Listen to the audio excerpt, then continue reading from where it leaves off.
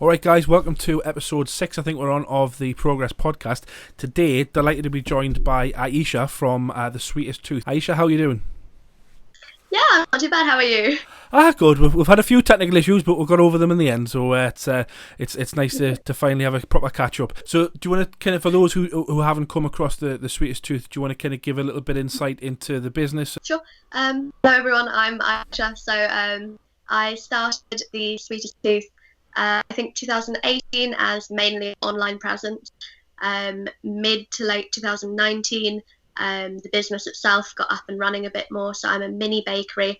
I run out of a home kitchen, so fully council inspected, but very, very much small scale. So I do a combination of local collections and nationwide UK delivery. So previously that was predominantly through Royal Mail. Yeah. At the moment, with sort of COVID and the changing landscape of that, I've been using more courier deliveries.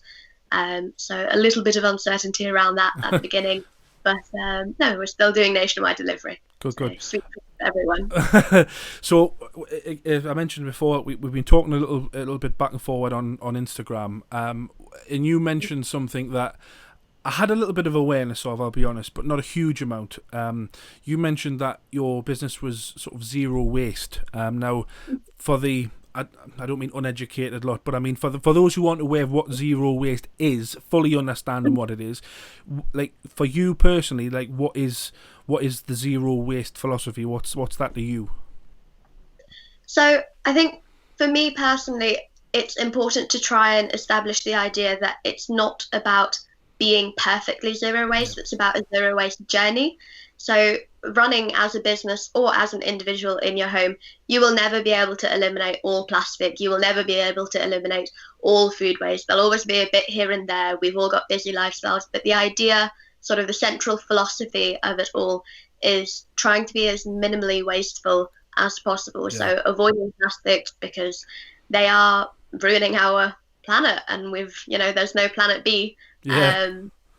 So trying to minimize plastic waste, trying to minimize non-recyclable packaging and things that I'm buying in, trying to minimize food waste. So any food waste that I do end up having, I compost because I've got my own little allotment going. So all food waste was composted, nothing goes into landfill.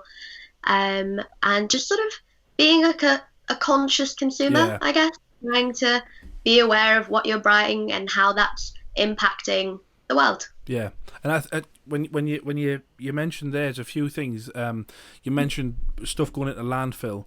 Now, for years, we've had a recycle bin for plastics, for cardboard, for paper, and then we've had just the generic sort of the rest of the kitchen type of waste. Now, do you think that? Certainly, I know we're talking from a business perspective, but from a household perspective, do you think that there could be more done, both in education and in sort of services, to promote households to waste less food in the house rather than it just be, sort of consigned to businesses, do you think? Oh, absolutely. I think a lot of it comes down to sort of food education as well. Yeah. So it's something that you sort of, when you look into how families are and how busy the lifestyle that we're all living is, it's hard to try and have that awareness of what you're buying in and what you end up throwing away. But I think people need to realize that there is no such thing as away. When you're throwing things, it is going somewhere. There is no magic away. Now, I think for certain things like leftovers, it's very easy to get a fish and chips. Well, it was a bit big. You only ate half of it. You've got a couple of stale chips left. Well, what are you going to do with stale chips? They never heat up well anyway. Yeah. It's very easy to think, well, I'll just put it in the bin or I'll put it in the compost or whatever. But with a little bit of food education and sort of creative thinking, which is, I think, where the focus needs to be more now, you can make that into fish cakes. You can make that into potato cakes. You can make that into starch base of a soup. There's so many things that you can do with stale chips that you wouldn't want to eat as stale chips. But it's the idea of seeing it as more than just stale chips. It's something that could be turned into something completely different. Yeah. And I think Um, you mentioned it there, the sort of the education side of it, and you mentioned in your point before the sort of the environmental impact of things. Now, I think now more than ever, certainly for what's gone on for the last 3 or 4 months, people are now, I think, starting to shift their mentalities to looking, the first sort of few months of this situation, this poor pandemic, people started seeing articles online about the air quality is the best it's ever been. So we want more people to ride bikes and go for runs and avoid cars and transport and what have you. So I think people's attitudes towards what they are physically doing themselves is impacting the environment. Now, I didn't realise this, but and I think there was a report on the Fast Company website, I believe, and it said something about the Americans. The Americans now waste 70% more food than they did in the 1970s, and food waste is responsible for roughly the same amount of greenhouse gas emissions as 37 million cars. Like, when you put it into context like that, like, it blows your mind. Like, when you realise, as you say there, if one household throws away a bag of chips, and what's the whole street, and then you start to think, like, we're all thrown away. We have this attitude of, I don't need it anymore, therefore I'm going to put it in the bin. That's where people's brains, I think, stops. That's where their thought process stops. It's out of my house, it's in the bin, I don't need to care anymore. But it's the process of where it goes from there, as you say, it's going into landfill, and it's creating, it's almost a vicious cycle. Do you know what I mean? People are complaining about the environment and the changes, but then little things like this can have a massive impact on the environment, as you say, just by not throwing away things that or you would see as waste. I don't know what sort of policies they are at the minute, but is there anything for businesses, like any sort of targets or any sort of policies or anything like that towards sort of reducing waste within business, or is it just down to the sort of individual? So I think it's something worth recognising that there's a growing movement around, particularly in Newcastle and Leeds sort of area, but across the nation as well and across different countries, is more focus on the idea within businesses about when something is past its best before or when something is past its use by, because there is a very big distinction between the two. Yeah. In that if something is past its use by date, you can't legally sell it. Right. However, if something is past its best before, for instance, a loaf of bread, it might be not as great as if you bought it at the start of the day or on the very first day. However, it's not to say that you can't use that and turn it into something else. Like we were talking about with the chips, just because it's past its best doesn't mean that it's necessarily resigned to the bin. Yeah. There are a lot of businesses, for instance, in Newcastle, I'm aware of too. The Magic Hat Cafe is one first that comes to mind, and they are very big on the idea of trying to redistribute that sort of food waste, things that would have been seen as not sellable to a consumer, but it shouldn't necessarily be resigned to the bin. Maybe you won't pay full price for it, so the idea of pay as you feel, but this idea that somehow products need to be fresh off the press, absolutely, otherwise they're not good enough anymore, is the same reason why we have monumental amounts of food waste when it comes to bananas that are too curvy or too straight, or tomatoes that aren't perfectly pristine. It's this awareness that food isn't something that's purely disposable. Yeah. It's funny you mentioned that. One of the points I was going to bring up was when you mentioned things, food especially, not being perfectly formed and looking a bit odd. One of my first sort of exposures to thinking about food waste was, I don't know if you've seen these, when you go into Morrison's or I think it may have been Tesco, they've branded these things called wonky. And I think, you know, and like you look at them and you think, well, they look a bit funny, but they still taste the same. You can still do exactly the same with them. There's just like a sort of a socially unacceptable appearance about a misshapen piece of fruit or vegetable. Like, and they were selling it for less. than what you would, for misshapen baked potatoes. What they were selling it for less than what they were for perfectly, or what perfectly shapen, and it's exactly the same thing. So that there must be a sort of correlation between what society sees as food and then what is actually, it blows my mind to think that somebody would look at something and go, that's no good. Do you know what I mean? Yeah. Even down to things like, and my wife will testify to this, like, I hate wasting money.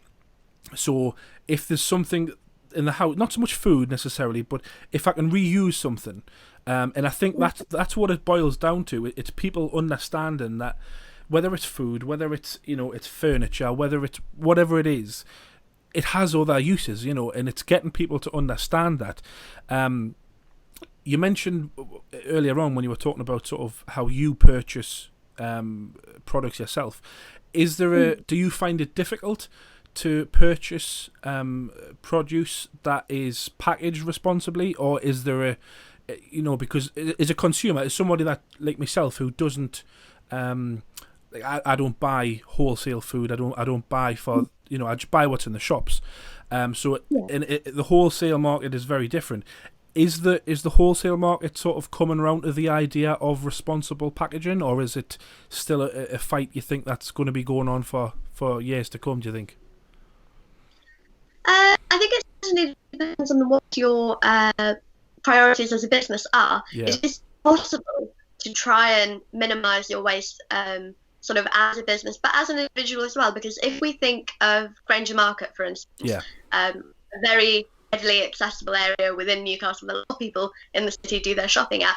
There are 2 bulk stores there, so there are 2 stores that you can go in with your own Tupperware or your own paper bags or whatever, and get your products without packaging or in the packaging that you've provided in whatever that you want. So it's not just for businesses, but I think it's just sort of about raising that awareness both for businesses and for individuals. Yeah. Do you think that as sort of our generation who thinks about responsible businesses, do you think as we get a little bit older, then the businesses that we buy from will change with us, do you think? Or is it, like when you say there's two places in the Granger Market where you can take your own storage boxes and what have you to avoid that kind of waste.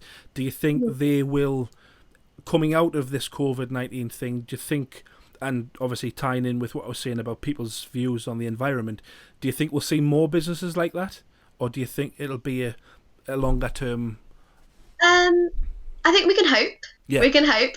And what we can do as consumers is try to sort of spend responsibly, at the companies who are showing these positive moves, but also an awareness of the concept of something that's called greenwashing. So a lot of companies will try and put out marketing schemes and things that look on first appearances very eco-friendly, very sort of what the market is looking for. Yes. Whilst when you look at their actual business practices, it doesn't necessarily reflect that. Yeah, so they're using it solely as a marketing tactic rather than it's actually a policy or a part of their culture. Yeah. So I think of what it comes down to on a consumer level is people, if you look at free-range eggs, for instance, within the UK, for people who aren't vegan, the British market generally does try and buy free-range eggs over caged hen eggs because of sort of the ethical impact around that and sort of the health and ethical considerations.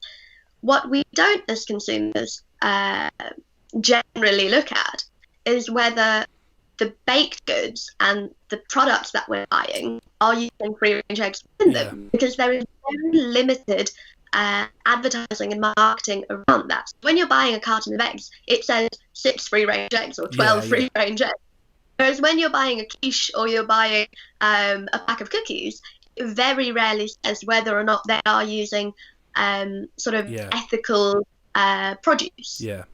It just says so eggs. I think or, to be able to go forward in making these sort of more ethical choices, it's a bit of a two-way street. So the consumer needs to be aware of what it is that they are buying in order to be able to sort of influence these businesses to continue that way, but the businesses who are doing these things need to appropriately advertise that they are doing these things for the consumer to be able to make those educated choices.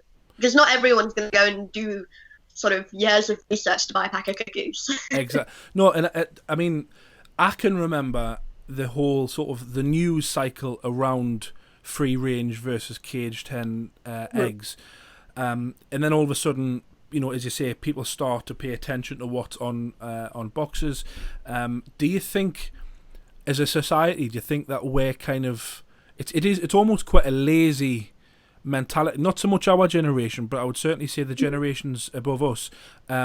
You know, if the government or if the news come out and suddenly say that, I don't know, you know, orange juice from concentrate is contains more sugar than, you know, naturally squeezed orange juice or whatever, and then, you know, do you think as a society there needs to be more education around not doing the kind of research that you mentioned there, you know, years and years, but just being a bit more mindful and spending time, you know, flipping the packet over and looking and actually seeing what's in it?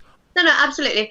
I see what you're getting at. I think that's something that our generation needs to be very careful of, is this idea that it's a generational difference. Because for instance, when I look at my grandparents, sort of growing up in Mauritius, there wasn't plastic packaging. There wasn't the opportunity to buy palm oil cookies, and they didn't have to worry about these things because that wasn't the norm. They would go to the bakery in the morning, who was someone who lived in the same town as them and made their bread out of real ingredients that morning. And it wasn't necessary to think about those choices. Whereas now, with the shift in sort of the global economy and everything, we have a responsibility to be more aware. But I don't think that we can try and assign blame to those who've grown up without having to function in that way. Because it was never a concern. It never needed to be a concern. You mentioned obviously your Mauritian culture. Do you think that was just embedded in you anyway? When you started up the business, like so to you, I guess it's not really zero waste. It's just sort of you doing the right thing. Do you know what I mean? Like it's and that probably makes it worse when you know when you talk about companies that market themselves as being ethical. Do you know what I mean? Because it's more apparent to you because it's built into your culture, your DNA, your everything, that this is just the right way to do it. And then it must, you know, really get on your nerves when you see companies just doing it because it's a buzzword at the minute, or because it's going to get them some extra market share, or whatever that may be. Absolutely.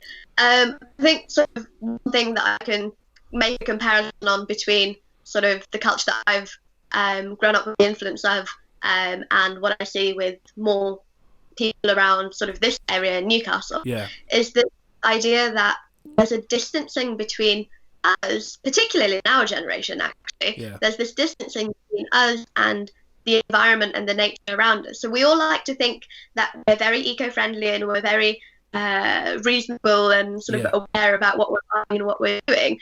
But how many of us every single day will walk past a cherry tree and go to Tesco's to buy plastic packaged punnets? No, that was something. That was something that I saw on your Instagram that I wanted to ask you about. You mentioned the word foraging, and for those who don't, I mean, I kind of understand what it means, but for those that don't understand, kind of it ties in with what you've just said about walking past a cherry tree. Like, what is that? Like, what is foraging? Like, how does that sort of fold into your ethos, I suppose? So I think at the moment there's very much a media focus on it because it's something that's sort of up and coming and trendy. Again, like what you were saying about what things are natural to me and what things are marketing shtick, I guess. Always grown up that it's, I mean, in my grandparents' garden in Mauritius, my grandfather has trees that are some of the only examples of that type of tree on the whole island, and God only knows where he got them from. And we don't even know what they are, so it's a job trying to figure out which one is. But sort of that closeness with nature is something that has always been part of me and been part of my family and upbringing. The idea that it's not a strange thing to go and pick cherries from a tree in a park, Yeah. or sort of comparing back to Mauritius. It's a normal sort of family outing to go out and pick wild guavas Yeah. as a family activity. And it's nothing strange, and it's nothing that you'll have the police called on you for. It's just a thing. I know that in Bristol a couple of years ago, they tried to outlaw blackberrying, so going Really? out to pick blackberries that are growing wild.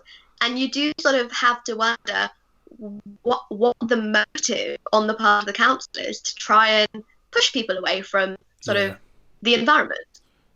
Do you think it's a I don't know if ignorance is the right word. I guess it is, ignorance is the right word. Do you think it's because they don't fully understand, like, A, what it is that they're picking, 2, if it's legal, so let's just assume that it is anyway. Like, do you know what I mean? Like, I guess it comes down to that lack of education that you mentioned before, is that if they knew that, someone going out and picking berries off a tree, and within, I don't know, 3-4 weeks there's going to be more berries growing back, and it's do you know what I mean?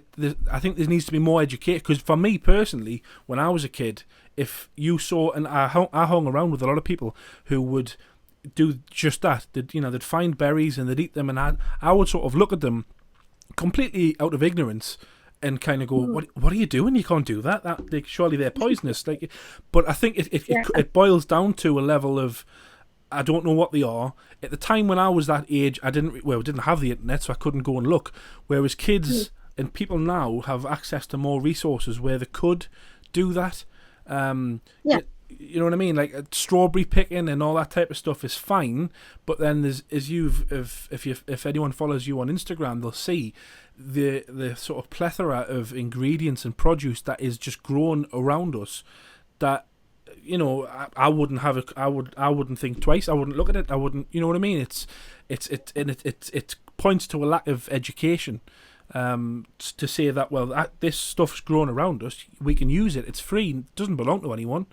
It's there. It's tasty. It's safe. Why can't we use it? No, absolutely, and I guess it does just boil down to education. So there's a lot of people who run sort of foraging courses and things. I was just on the brink of starting to run foraging courses just before the lockdown. I did a few sort of online ones, so people from across the country could join on Facebook Live, and I was going through sort of a few different very common wild edibles. Obviously, there is a certain degree of awareness that needs to be there. You need to know what you're picking. Yeah. I guess there is a consideration that needs to be made around why it is that children in this generation growing up, as compared to children in our parents' generation or our grandparents' generation, why should there be kids nowadays who will look at an apple tree and not recognise that they're apples?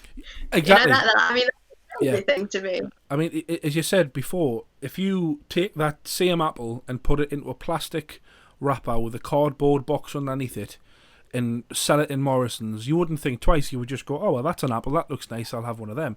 But if that was just grown on a tree outside, then people would be like, oh, God, can I eat that? So again, when you start thinking about that, it's mad how, and to me, it almost seems like that was the intention of somebody at some point, whether it was the marketing the way the companies market themselves, or whether it was the government or whatever. And I'm not getting into any conspiracy theories here with anything, but do you know what I mean? But like, it almost seems like, because it just boils down to marketing, which it does really, because if the government came out and launched a campaign about, go and pick your apples and trees and oranges and berries and mushrooms and things like that, then everyone would just go and do it. There's no real sort of desire for people to want to well, obviously, as you say, there is, it's emerging, but as a wider society, there doesn't seem to be a huge amount of desire for it, which is quite sad really when you think about it, because it would save you an absolute fortune in your weekly shopping.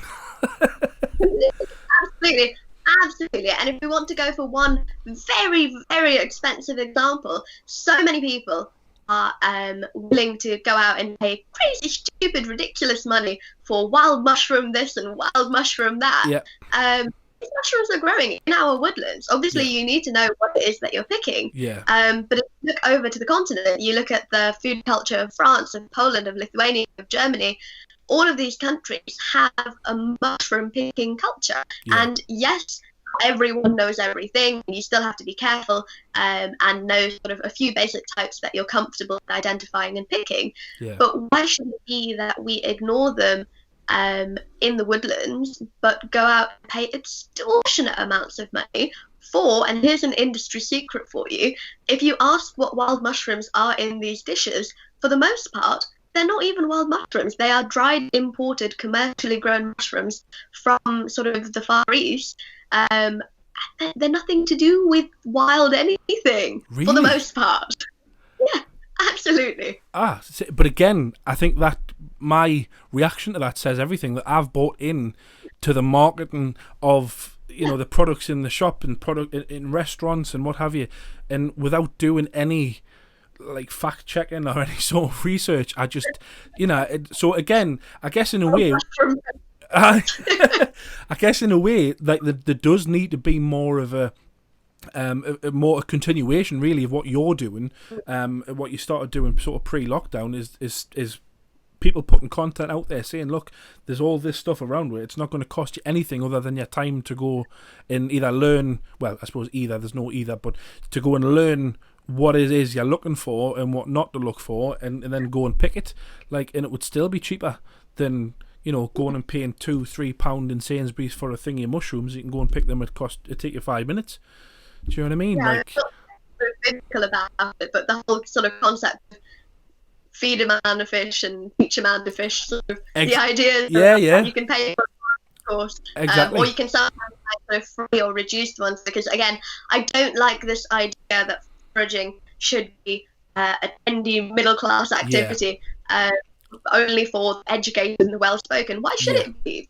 Food is there for the people, and we are the people. You know, I think people are very quick to discount our relationship with nature and sort of recognize that we are animals too. We are part of nature just as much as the birds and everyone else. Yes, we can buy our cherries from Tesco's, but those cherries came from a tree at one point too. Exactly, you're literally paying for somebody to go and do that and then put them inside of a box and charge you for the packaging and the delivery and the transport. On it. Well, if you were to do that, if you think about it, you know, and you'll know this yourself, obviously, with looking into packaging and delivery and whatnot, if you were to monetize everything from the worker to pick the cherry, to washing it, cleaning it, all that stuff, the cost of the packaging, the cost of the wrapping and the pricing and the stickers, and then sticking it into a wagon, ferrying it to the other end of the country or even across the... You add all of that up. Yes, that's what you're paying for when you buy your mushrooms or your berries or whatever. Like, so actually, it doesn't make, when you break it down, it doesn't make any sense at all. But again, it's, you know, until, and I'll hold my hand up, you know, until we've had this conversation, I hadn't realised the extent of it. I had a broad understanding of what food waste and the kind of the intricacies of it all. So I'm kind of hoping that someone else can listen to this, and hopefully we can get somebody, or get as many people as we can to come onto your foraging courses when we get up and running. So I mean, going back to the business, the Sweetest Tooth, day to day, what kind of things do you do to sort of, and I know I'd positioned this question before. You'd said it was more of it was ingrained in you rather than it was a philosophy to be zero waste. But day to day, what does that look like in terms of reducing waste in the kitchen? Like what does that look like? So again, like I've said before, an awareness of what it is that you're producing and what it is that you're ending up with. So for instance, I don't know if you've seen the products on the page. So sometimes I'll make sweet orange twists, which are a type of dough. They're a sweet bread, very rich, but they are quite heavy on egg yolks, right? So for each batch, I will end up with quite a number of egg whites left over, and that's that awareness around well, if I'm making this, I'm going to have egg whites, so I should make something that uses them rather than waiting until they're expired or just putting them in the bin to begin with. Yeah. It's sort of knowing that if I'm going to make this, I'm going to have this much of whatever left over. I can repurpose that into something else. Yeah.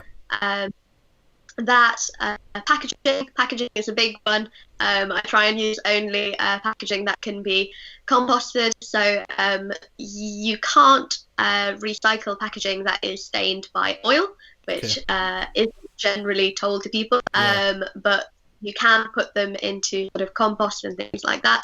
So I try and minimize the amount of packaging that I'm using in the first place, because not everyone has the capacity for big composting villages or any at all. But it's easier to sort of try and consciously get rid of a paper bag than a big. Yeah. I mean, and again, it all boils down to, which is quite a kind of a current theme between the conversations that I've had over the last couple of weeks. There seems to be a lack of education. Like, there needs to be, like, when you mentioned there about the egg whites and the egg yolks, like, I would never have thought of that. If a packet says you only need the egg yolks, then I would just throw the egg whites away. I wouldn't think. Do you know what I mean? Like, it's actually like it's blown me mind to think that and I'm sitting here thinking, God, I did that last week as well, and I did that last week, and like there's such a gap. So I guess in a way, which is a good thing for you, I guess, because if you're educating people on, using less and throwing away less, just there needs to be somebody, like yourself, who comes out and just says, right, this is what it is. This is what being a genuinely ethical business is. This is what it looks like. You can go and apply these sort of the same philosophies to your business, and then start to see more and more people realising that actually, if you're going to complain about the environment and what's going on, there's so many things that you can do. Like, people seem to think that if I don't take the car, I take the bike, then that's doing enough. It's really not. Like, food waste in the home, energy waste in the home, energy waste at work, like, there's just it's such a big thing, and I think people don't really fully get it. They don't fully understand the magnitude of what they're doing, but also the magnitude of stuff that they can actually do to help the situation. So just before we wrap up, what would you say, like, not just to food businesses but to businesses in general, what would be the sort of the best advice you could give them moving forward to be as zero waste, or to reduce the amount of waste in their day-to-day business operations? Like, what would you say would be some good advice to people wanting to do that? I think good advice in terms of businesses reducing waste, but good advice in terms of changing any habits in life in general, not to get too philosophical around it. But just get started. Just try and do it. You will mess up. There will be times that you forget to use the egg whites and they end up going in the bin. There will be times that you buy the wrong packaging by accident because you clicked on the wrong one, or you tried to buy this from a company and they ended up sending you the wrong thing. But as long as you get the ball rolling and you get it started, you are making steps in the right direction. There is so much out there on social media and Instagram and Facebook about perfection in everything you're doing. You're seeing zero waste influencers with a tiny jar, and they're like, this is all the waste I produce all year. And that is perfect, and that is amazing, and that is so good that they can do that. But not everyone can do that. Some people need to take meals that come in plastic packaging in order to survive, and we can't beat ourselves up around it. So a bit of kindness to yourself, get the ball rolling. Doing something is better than doing nothing. Just give it a go. And do you know what it is? I think that when we've had guests on the podcast before and we talk about sort of what can you do to be a more ethical business, I think that the first thing you said there of just get going, just do it. Like, that is such a big thing. People spend so much time deliberating over what could I do, and they'll produce a report and they'll do research. Just do something, whether it's tiny, as you say, whether it's just little things like changing the type of product you buy into a something wrapped in paper as opposed to plastic. And people just seem to think that it's such a big thing. But to get going, but it's really not. Like, it's just a case of tiny baby steps. And one thing that I find, and I've done it with energy in the house, the last couple of years, we've kind of changed a lot of the light bulbs and stuff that we have. Like, it becomes quite addictive. I don't know if you find this yourself, but like, you start to sort of, you see the results and you go, oh, what else can I do?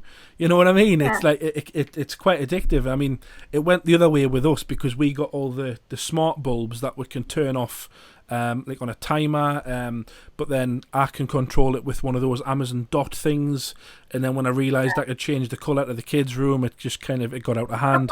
But but no, it does. It gets addictive, and I think it's getting people to that point where it becomes a sort of an addiction where they want to do more.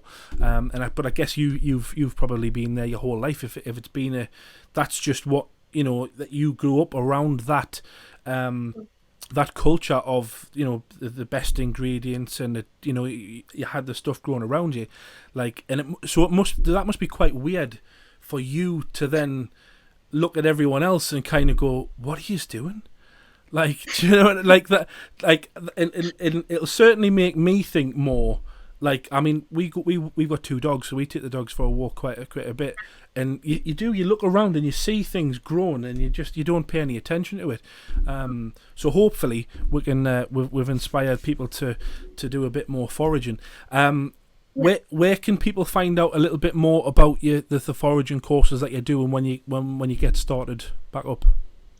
So I advertise them both on my Facebook page and on my Instagram page, both of which you can find me on by the name that we've been sort of chatting about, so the Sweetest Tooth on Facebook and the Sweetest Tooth UK on Instagram. But I advertise all the courses and all of the products that I'm making and any sort of spares. So that's another thing. Sorry, just to no, that's fine.